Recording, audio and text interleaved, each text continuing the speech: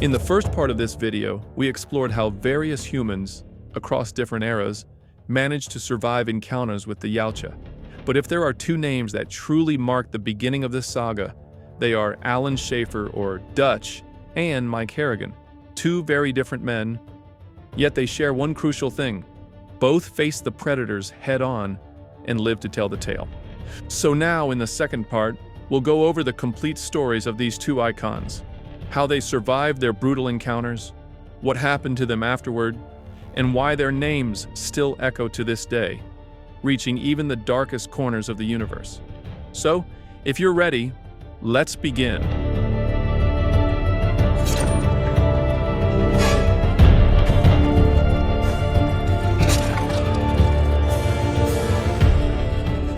Major Alan Schaefer, also known as Dutch, was the kind of man who only knew how to live in combat. A former Green Beret, Dutch led an elite Black Ops rescue team and was a seasoned veteran of multiple conflicts throughout Asia and Central America. He wasn't just a soldier, he was a guerrilla warfare expert who had operated in Da Nang in Cambodia during and after the Vietnam War. In 1987, he was hired by the CIA for a rescue mission deep in the Guatemalan jungle. His objective was to find a group of diplomats allegedly kidnapped by guerrillas. But what he found there was something no one on Earth was prepared to face. One by one, his team members were killed by an invisible, ruthless, and methodical creature. This enemy wasn't human. It was an alien, a hunter killing for sport. Wounded, weaponless, and alone, Dutch became one of the few humans in history to confront and defeat a predator using nothing but his intellect, combat training, and pure survival instinct. In the end, he was the last man standing. He built traps with his bare hands and lured the creature into a final showdown. The predator nearly killed him, but Dutch's last-ditch trap, a suspended log rigged with a rope, crushed the alien just in time. Without it, he would have died. In the final moments, Dutch faced the mortally wounded Yautja. But instead of accepting defeat, the creature activated its self-destructive ice, forcing Dutch to run for his life once again. Even in death, the predator almost took him with it. After being rescued from the jungle, Dutch and a woman named Anna were the only survivors of the incident. They were interrogated extensively by the OWLF, or the Otherworld Lifeforms Program, a secret organization that had been tracking evidence of the Yautja for years. Both Dutch and Anna were interviewed multiple times. But as weeks passed, Dutch began showing signs of illness, symptoms similar to radiation exposure, likely caused by his proximity to the predator's self-destruction. While recovering in the hospital, Dutch was visited repeatedly by Peter Keyes, a lead OWLF agent. Keyes interrogated him relentlessly, and over time, a strange bond formed between them, part mutual respect, part reluctant trust. But then, Dutch vanished. One day, without a trace, he escaped the hospital and disappeared. Yet his story didn't end there. In fact, it was just beginning. The Yautja remembered him. The jungle hunter's hunt logs were sent back to Yautja Prime by its ship, and there Dutch's name gained notoriety. He wasn't just seen as prey, but as a formidable warrior. So much so that one particular hunter, the city hunter, who would later arrive in Los Angeles, became obsessed with him. So what had Dutch been doing all that time? By 1991, he had adopted a new identity, posing as a writer interested in local legends about the demon who makes trophies of men. He lived across several Central American countries, listening to exaggerated or fabricated tales, but always searching for patterns, details that matched what he experienced in the jungle. That's when he became convinced that these aliens had been visiting Earth for centuries. It's important to note that Dutch's health had deteriorated severely due to radiation sickness. He had lost a significant amount of weight, and his condition remained fragile. Still, he kept searching for answers, for a way to fight back, or maybe for a reason to keep going. But Dutch's spirit remained unbroken. In 1996, he resurfaced with renewed energy and founded a private military company that, on the surface, specialized in rescue missions, but in reality served a far more dangerous purpose. It was bait. Dutch was recruiting soldiers with dark pasts, men with nothing to lose, those he deemed useful to attract Yautja hunters. He admitted it himself, coldly. They were just decoys. Just as Dylan had used Dutch's team years earlier, Dutch was now doing the same. That same year, his team accepted a mission in the Congo where contact had been lost with an advanced military outpost. Upon arrival, they discovered skinned, hanging corpses. Dutch knew immediately. The hunters had returned, and he had been waiting for this moment. But just as the creature revealed itself, a stray bullet struck a crate of RPGs, triggering a violent explosion. Dutch survived, but both his team and the Yautja were consumed in the fire. Still, he managed to recover pieces of alien technology and escape before reinforcements arrived. By 1997, back in the United States, he caught wind of a gang war erupting in Los Angeles, coupled with an intense heat wave. He knew the signs. These were perfect hunting conditions, and so Dutch went straight to the epicenter. But once again, he arrived too late. Detective Mike Harrigan had already faced and defeated the city hunter. In his obsession to keep pursuing the Yautja, Dutch let his guard down and was captured by the OWLF. Thanks to his old connection with Peter Keyes, he managed to negotiate his release, but only after handing over the predator tech he'd recovered. When he learned that Keyes had died at the hands of the city hunter, Dutch made a new deal with the OWLF. They would work together, not for them, but with them. Dutch would bring the experience, and they'd bring the resources. And thus, a new chapter began. Over the following years, Dutch became even more effective. By 2008, he had been working alongside the OWLF for years, tracking Yautja and recovering their technology. On one of his final missions while pursuing a female Yautja in Laos, Dutch was ambushed.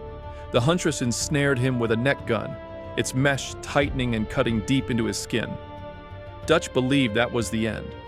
After all, he had been doing this for more than 2 decades. But to his surprise, she let him go.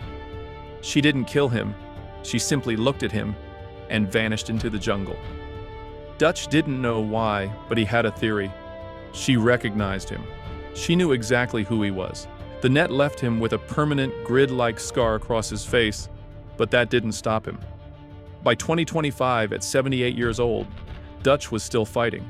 After being seriously wounded in another predator encounter, he agreed to undergo an experimental treatment that fused his DNA with that of a Yautja. The results were successful. Dutch returned to active duty, now stronger than ever, working alongside Sean Keyes, the son of Peter Keyes, who had survived the events of Project Stargazer. Dutch described Sean as a brilliant scientist and claimed that the new OWLF was bigger and more prepared than ever before. But he also shared a troubling warning. In recent years, predator encounters had tripled, and that deeply concerned him. Dutch feared that if the Yautja continued to see humanity as a challenge, then sooner or later, they wouldn't come just to hunt for sport. They would come to invade. And that's where Dutch's story ends, at least for now.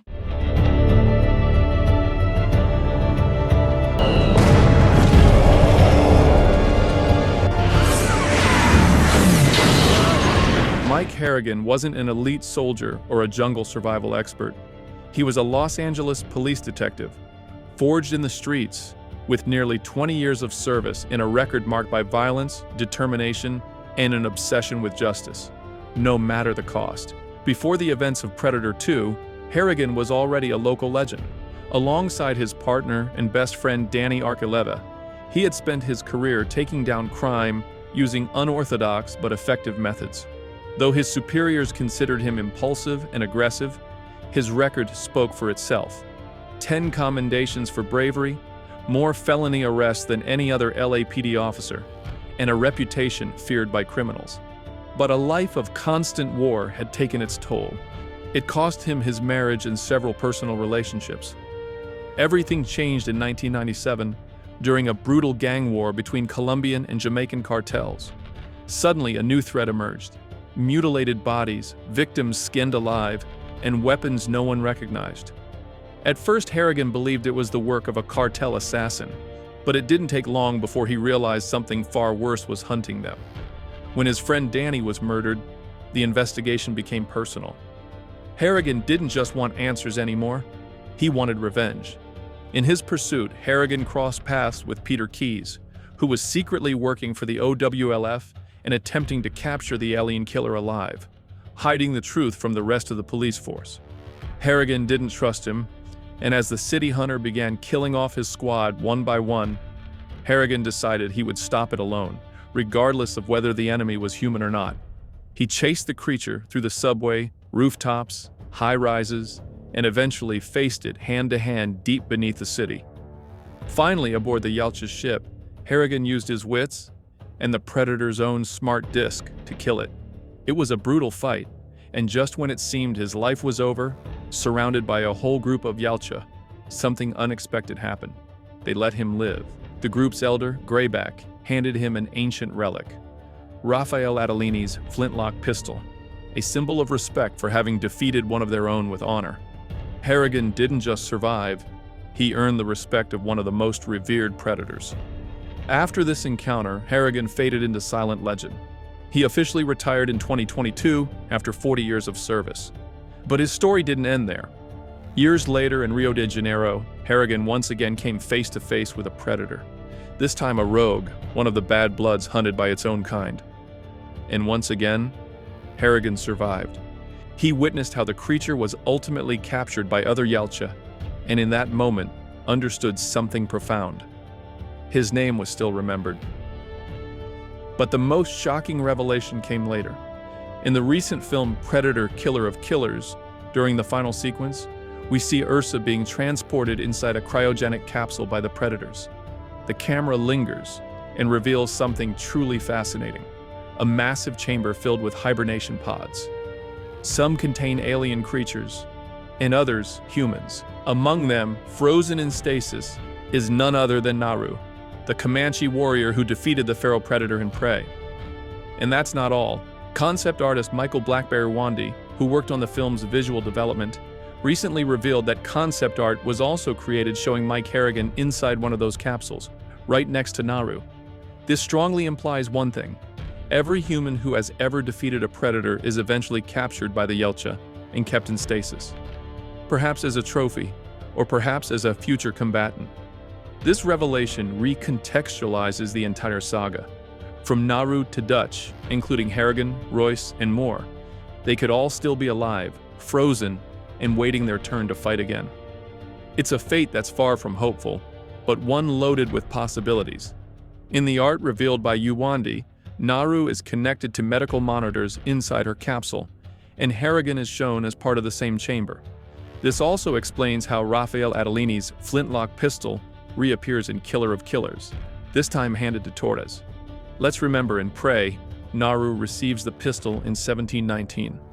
Later, Greyback gives it to Harrigan in 1997, and now in 2025, it shows up once again, suggesting the Yautja reclaimed it after capturing the lieutenant. The idea of predators collecting those who defeated them isn't new.